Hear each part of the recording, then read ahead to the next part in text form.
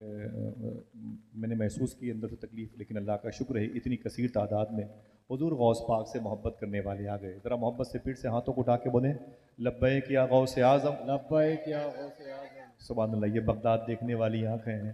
اچھا کتنے لوگ بغداد شریف جانا چاہتے ہیں؟ ماشاء اللہ. سبحان اللہ.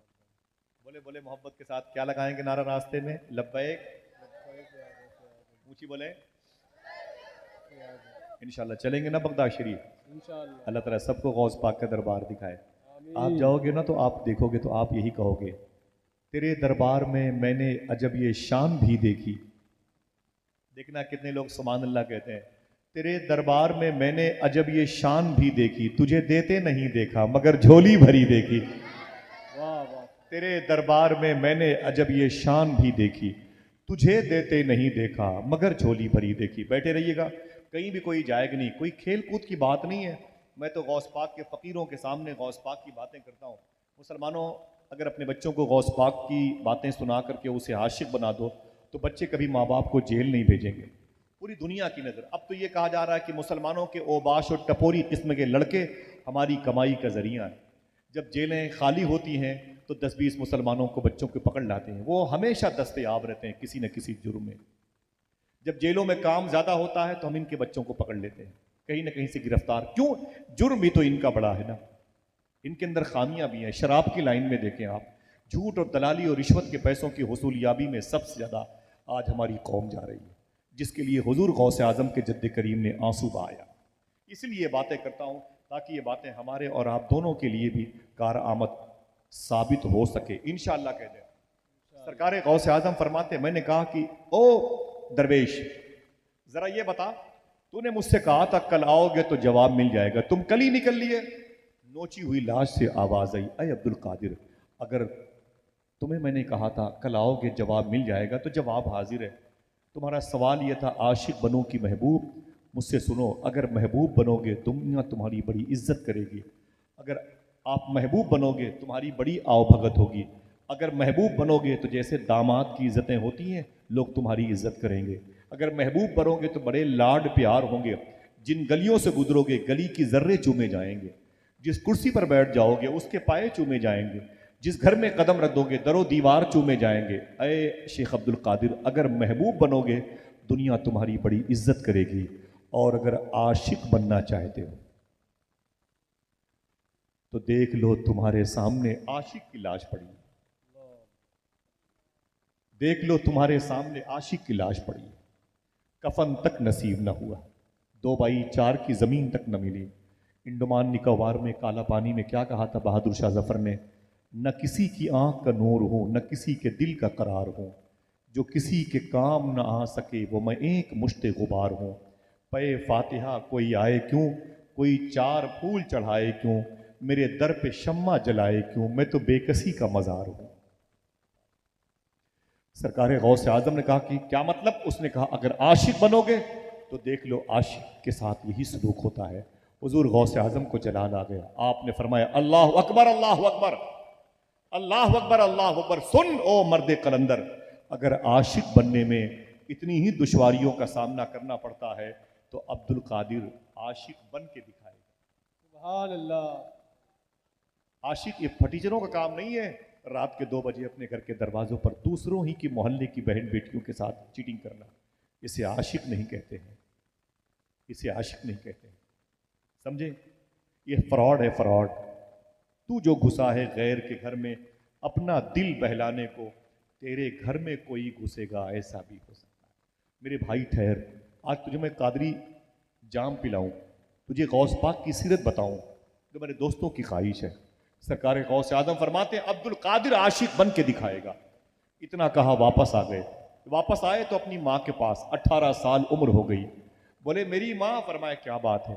بولے میں ایران میں جیلان میں نہیں رہوں گا. فرمایا کہاں جائے گا؟ آپ فرماتے ہیں کہ میں ایران کے بغل میں ایک ملک ہے جسے عراق کہتے ہیں، اس ملک میں اس کی راجدھانی ہے جسے بغداد کہتے ہیں. اس بغداد میں ایک مارکیٹ ہے جسے سوق الکفاح کہتے ہیں. ایک راستہ ہے جسے شار سراج کہتے ہیں. اس راستے کے اینڈ پر ایک محلہ ہے جسے باب العزج کہتے ہیں. اسی محلے کے دامن میں ایک مدرسہ ہے جسے مدرسہ نظامیہ کہتے ہیں. سبحان اللہ اس کی پوسٹ پر سربراہ اعلیٰ کے طور پر جو سب سے بڑی ذات ہے اسے شیخ ابو سعید مخزومی کہتے ہیں۔ اے میری ماں مجھے اجازت دے دے، میں قرآن کا علم سیکھنا چاہتا ہوں بغداد جا کر کے۔ ماں نے کیا کہا تھا معلوم ہے؟ اے میرے بیٹے تو لوٹ جا، تو جا بغداد چلا جا، تو میری خدمت کے لیے نہیں پیدا ہوا، تو اپنے دادا کے دین کی خدمت کے لیے پیدا ہوا۔ سبحان اللہ توجہ رکھیے گا بھائی، تو اپنے دادا کے دین کی خدمت کے لیے پیدا ہوا ہے۔ اگر کوئی سچوں کا سردار بنا تو کیسے؟ تو اپنے دادا کے دین کی خدمت کے لیے پیدا ہوا۔ سرکار غوث اعظم فرماتے میں نکلا، میری ماں نے مجھ سے کیا کہا؟ یہ نہیں کہا کھانا وقت پر کھانا، یہ نہیں کہا پیسے نہ ہو تو منگوا لینا، یہ نہیں کہا اے میرے بیٹے میرے لیے دعا کرنا، یہ نہیں کہا۔ میری ماں نے مجھ سے ایک بات کہی، معلوم ہے کیا؟ حضور غوث پاک فرماتے میری ماں نے صرف اتنا کہا، اے میرے بیٹے عبد القادر ہمیشہ سچ بولتے رہنا۔ سبحان اللہ کیا کہا؟ ہمیشہ سچ بولتے ہاتھوں کو اٹھا کے بولو، کیا کہا؟ ہمیشہ سچ بولتے رہے آپ اپنے بچوں کو کیوں نہیں بتاتے؟ میری بہن تیری گود کا بچہ 5 سال کا جب اسکول جاتا ہے تو اس سے تو کیوں نہیں کہتی ہے اے میرے بیٹے یہ بستے کا چین ہے، یہ خراب ہو جائے چلے گا، تیرے موزے خراب ہو جائیں چلیں گے، تیری شرٹ گندی ہو جائے چلے گی، لیکن اے میرے بیٹے جھوٹ نہ بول۔ یہی کام تو غوث پاک کی امی نے کیا تھا۔ غوث پاک سرکار فرماتے ہیں میں ایران سے نکلا، ہمدان ایک بیلٹ ہے، میں وہاں پر گیا ہوں ایران میں۔ ہمدان وہ کیچڑ والی زمین تھی، وہاں پر پہنچے تو چوروں نے حملہ کر دیا۔ احمد بدوی نام تھا 60 ڈاکوؤں کے سردار کا۔ غوث پاک نے کہا، سچ بولا غوث پاک نے، تو 60 ڈاکوؤں نے سردار سمیت توبہ کر لیا۔ لمبی داستان۔ غوث پاک ایران بارڈر سے اندر داخل ہوئے، سوق الکفہ مارکیٹ کے قریب شارع سراج میں جامعہ نظامیہ کے قریب آج پہلے دن غوث پاک اس مدرسے کی جس کلاس میں داخل ہوئے، اس کلاس میں جو ٹیچر تھے، جو محدث و فقیہ تھے، ان کا نام تھا شیخ حماد دباس۔ ان کی کلاس چل رہی تھی اور وہ پیچھے آ کے غوث پاک بیٹھ گئے۔ کتنی عمر ہے؟ 18 سال کی۔ جب غوث پاک بیٹھے تو شیخ حماد دباس کھڑے ہو گئے۔ دیکھیں آپ کھڑے ہو گئے، فرماتے کہ یہ جو بچہ ابھی آیا اسے اٹھا کے باہر کر دو۔ آپ کے اسٹوڈنٹس اٹھے اور حضور غوث پاک کو اٹھا کے باہر کر دیا۔ سرکار غوث پاک جب کلاس سے باہر کیے گئے، کچھ دیر کے بعد پھر آپ کلاس میں واپس آ گئے۔ جیسے بیٹھے ویسے پھر شیخ حماد دباس نے کہا یہ بچہ پھر آ گیا، اسے پھر باہر کرو۔ تو اسٹوڈنٹس طلبہ کرام اٹھے اور غوث پاک کو اٹھا کے پھر باہر کر دیا۔ پھر غوث پاک فرماتے ہیں قرآن کی تعلیم کا جذبہ میرے اندر پیدا ہوا، رہا نہ گیا، میں پھر اندر آ گیا۔ جب میں پھر اندر آیا تو مجھے شیخ حماد دباس نے بلایا، ادھر فرماتے ہیں غوث پاک 18 سال کا تھا، آہستہ آہستہ شیخ حماد دباس کے سامنے گیا۔ جب میں گیا نا تو مجھ سے پوچھا تیرا نام کیا ہے؟ میں نے کہا عبد القادر۔ کہا کہاں کے رہنے والے ہو؟ میں نے کہا جیلان کے۔ بولے جیلانی ہو؟ میں نے کہا ہاں۔ تو شیخ عبد القادر غوث پاک کہتے ہیں کہ شیخ حماد دباس نے میری پیشانی کا بوسہ دیا،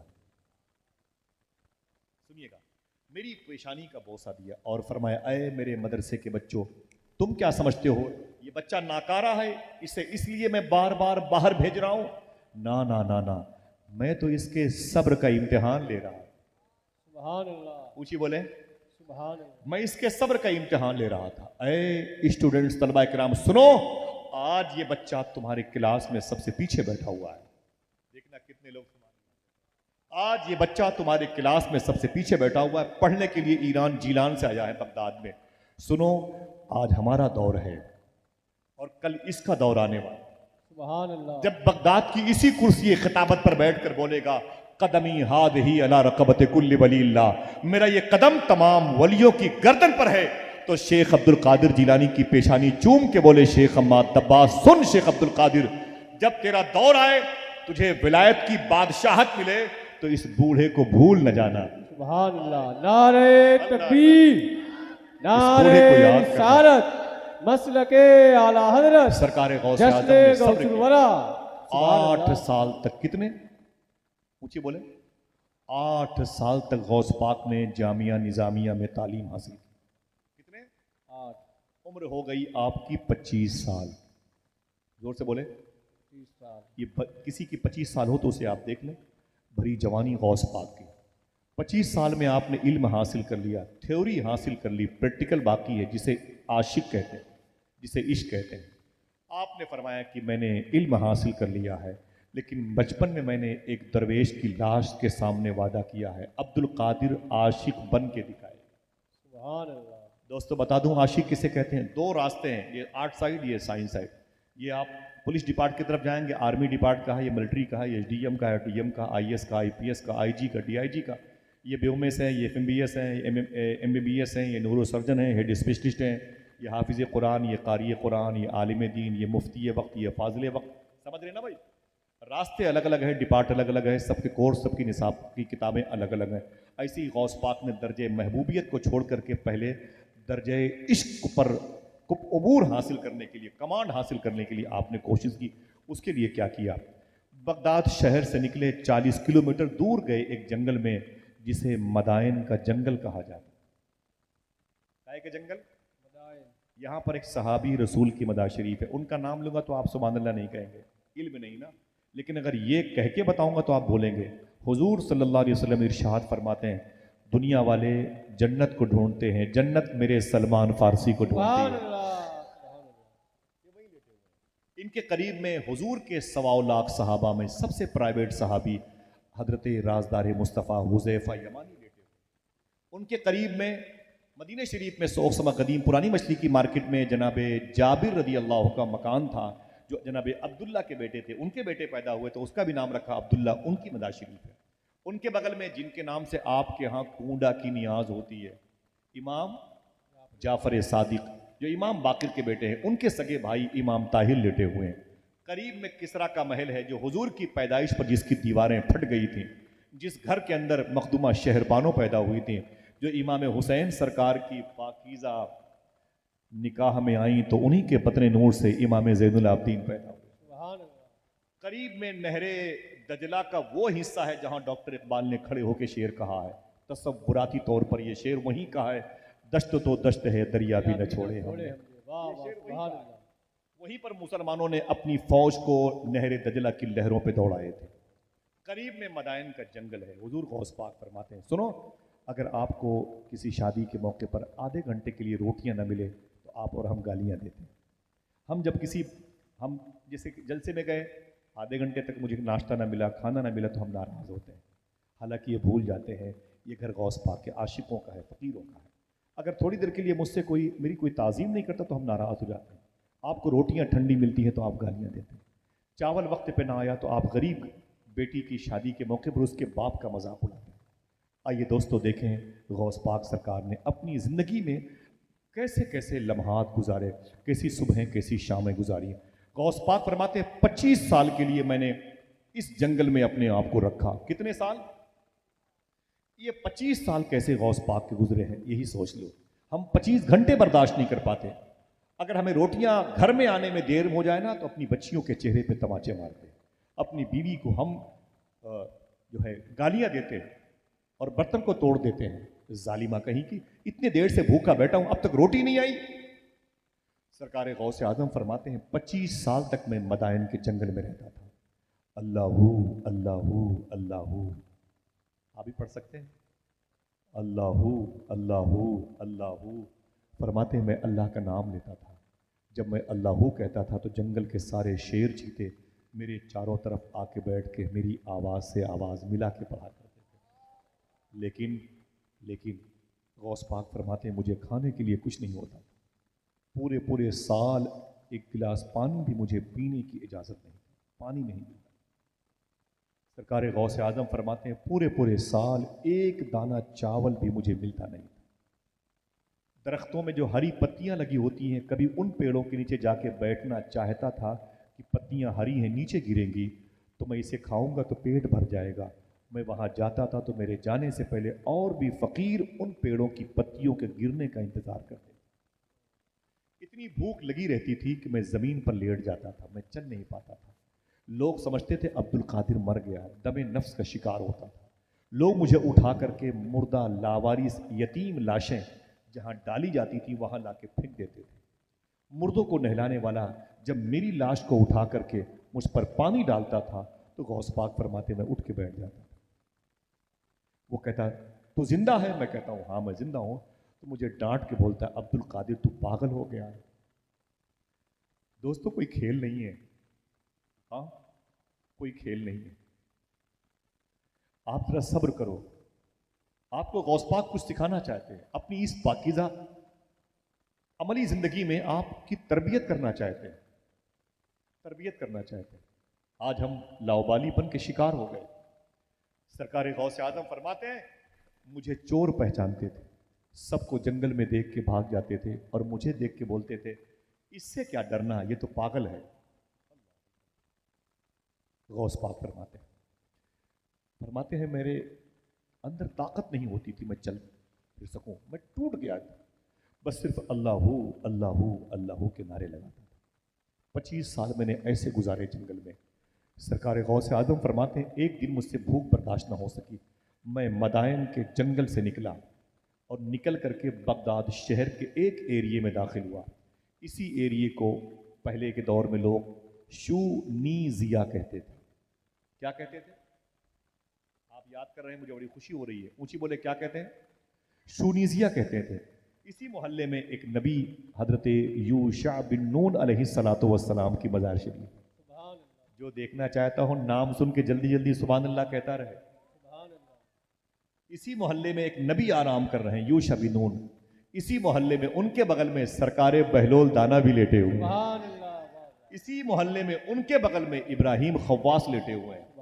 इसी मोहल्ले में सैयदुत ताइफा शेख जुनैद बगदादी भी आराम कर रहे हैं। इसी मोहल्ले में उनके सर के पास उनके शेख के कदम हैं, जिन्हें दुनिया शेख सरी सख्ती कहती है।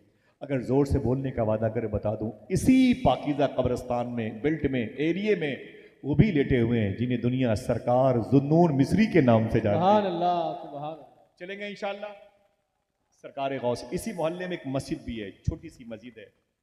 सरकार गौस आजम फरमाते मैं उस मस्जिद में आ गया। मेरी बहनें भी सुने जिन्हें ससुराल में रोटियां नहीं मिलती ना, तो अपनी माँ को फ़ोन करके बोलती हैं कैसे फटीचर घर में मेरी शादी की कि आज मुझे रोटी नहीं मिली, रोटी ख़त्म हो गई, बोटियाँ न मिली, बोटी ख़त्म हो गई। अरे मेरी बहन, ससुराल में मिलने वाली टूटी फूटी एक अल्लाह की नेमत है जिसे रोटी कहते हैं ना, उसको खा के सब्र कर लिया कर, तुझे कुछ मिले न मिले, हुजूर की लाडली बेटी मखदूम कायनात के सब्र का फैज़ ज़रूर मिलेगा। आपको किसी खास मकसद के लिए बुलाया गया है। सुनिए आप, सरकार गौस आज़म फरमाते मैं उठा, उठ करके पेट पर पत्थर बांध के रोता हुआ तड़पता हुआ जा रहा था। मैं समझ गया अब मैं बचूंगा नहीं, क्योंकि खाना खाए हुए मुझे सालों हो गए थे, मेरे पास ताकत नहीं थी। मैं आगे बढ़ता रहा, शूनीजिया की मस्जिद में दाखिल हुआ। जब मैं शूनीजिया की मस्जिद में दाखिल हुआ तो मैंने क्या देखा कि मस्जिद में कोई नहीं था। मैं एक तरफ जाके टेक लगा के बैठ गया, पूरी मस्जिद खाली थी। गौस पाक फरमाते हैं मुझे भूख लगी थी, पलकें मेरी उठ नहीं पाती थी। सरकार गौस आजम फरमाते आज गौस पाक के नाम पे लंगर खाए जाते हैं, लंगर जूतों से रौंदे जाते हैं, रोटियां फुटबॉल बना के उसे उड़ाई जाती हैं, पानी अगर सर्दी के मौसम में हल्का सा गर्म ना हो तो गालियां दी जाती, गरीबों को धुतकार करके पिंडाल से भगाया जाता है। ये हमारी सोच, हमारा जहन है। सरकार गौस आजम फरमाते हैं मैं उधर बैठ गया मस्जिद के किनारे पर। मैंने क्या देखा, थोड़ी देर के बाद उसी मस्जिद में एक और शख्स झोले में खाना लेके आया, वो इधर बैठ गया, इधर बैठ गया। सरकार गौस आजम फरमाते हैं उसने झोला खोला, यानी टिफिन खोला, उसके अंदर खाना था और सजाया खाना। उसने खाना खाना शुरू कर दिया, उसने खाना खाना शुरू कर दिया। सरकार गौस आजम फरमाते मुझे भूख बहुत लगी थी। एक जुमला अब्दुल वकील भाई इतना दिल को रुलाता है, हुजूर गौस पाक, अगर हसास तबीयत होती है तो जुमला महफूज रहता है। सरकार गौस आजम फरमाते हैं मैं इधर था, वो इधर था। वो जब लुकमा उठाता था खाने के लिए तो गौस पाक रो के कहते थे मुझे इतनी ज़्यादा भूख लगी थी कि लुकमा वो उठाता था और मुंह मेरा खुल जाया करता था भूख की वजह से। उसने मुझे देखा तो कहा मुसाफिर इधर आ, इधर आ, ताल ताल। गौस पाक फरमाते मैं उठ करके उसके पास गया। मैंने कहा क्या बात है? उसने कहा कि खा ले, ये न मेरा है न तेरा है, इसे खा ले, खा ले, इसे खा ले, न मेरा है न तेरा है, इसे खा ले। तो मैंने कहा ये मेरा भी नहीं है, तेरा भी नहीं है, फिर किसका है? तुम हो कौन? उसने कहा मैं बगदाद शरीफ का नहीं हूँ। मैंने कहा फिर कहाँ की हो? उसने कहा कि मैं ईरान का रहने वाला हूँ। ایران وہی ملک ہے جہاں غوث پاک پیدا ہوئے. جیسے اس نے ایران نام لیا، غوث پاک نے فرمایا ایران میں تم پیدا ہوئے؟ فرمایا ہاں. ایران میں کہاں پیدا ہوئے؟ مشہد میں اور تہران میں، شازان میں، کازان میں، اصفہان میں، سنجر میں، سمنان میں، جام میں. کہاں پیدا ہوئے؟ دیکھنا کتنے لوگ مچلتے ہیں. اس نے کہا مسافر جتنے شہروں کا نام تم نے لیے نا میں وہاں نہیں پیدا ہوا. بولے پھر؟ اس نے کہا میں جیلان میں پیدا ہوا. سبحان اللہ. یہی شہر غوث پاک کی پیدائش کا شہر. تم جیلانی ہو؟ اس نے کہا میں جیلان کا پیدا ہوا ہوں، میں وہیں سے آیا ہوں. یہاں کیسے؟ اس نے کہا میں جس محلے میں رہتا ہوں اس محلے سے میں نکل کر بزنس کرنے کے لیے بغداد آنا چاہتا تھا. بولے پھر؟ بولے اسی محلے میں ایک شریفوں کا خاندان رہتا ہے، ایک شرفا کا خاندان رہتا ہے. سبحان اللہ. اس خاندان میں ایک بوڑھی عورت رہتی ہے. نام سن کے مچلیے.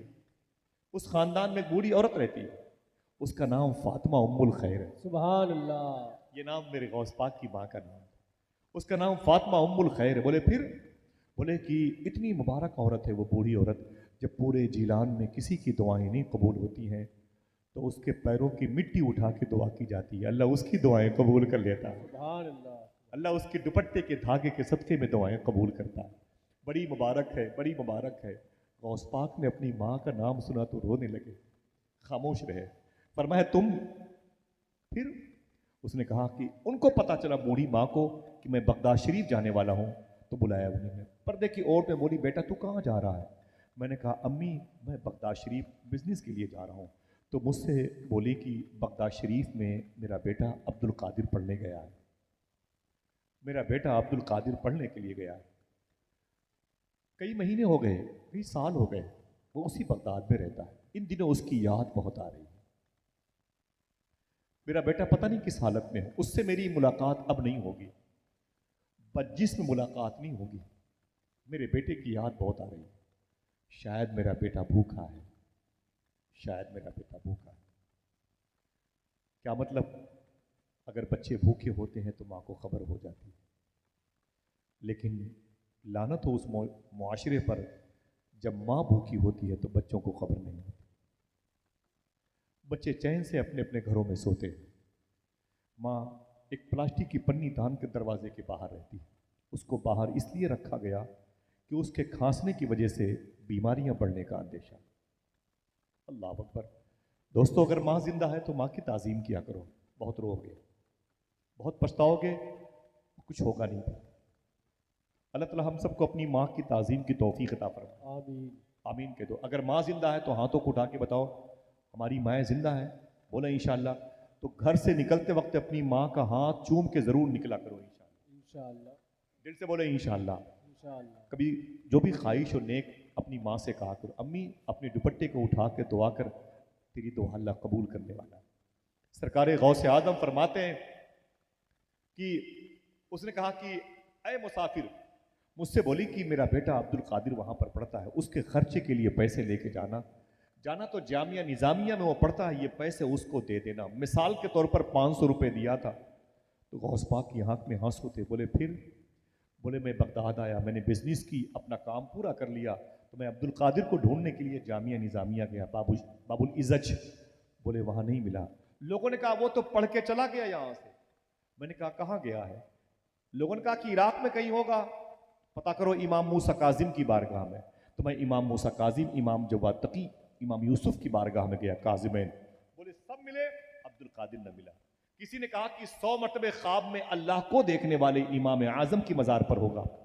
بولے وہاں پر گیا، سب ملے، عبد القادر نہ ملا. کسی نے کہا کہ وہ کربلا میں ہوگا مولا عباس و حسین کے روضے پر. بولے وہاں گیا، سب ملے، عبد القادر نہ ملا.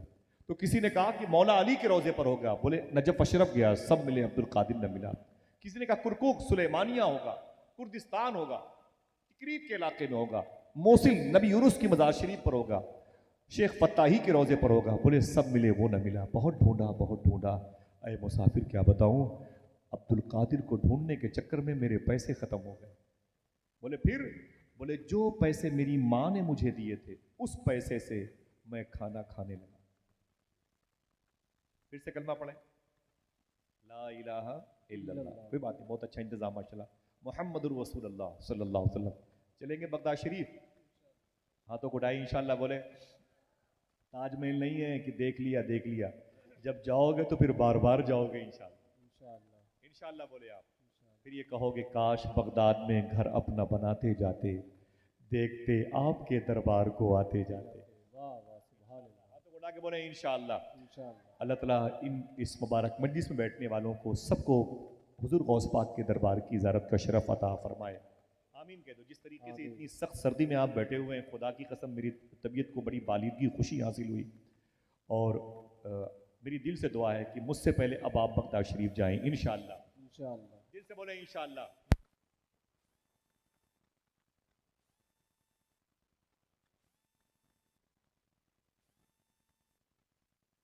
تو وہ سب اپنی زندگی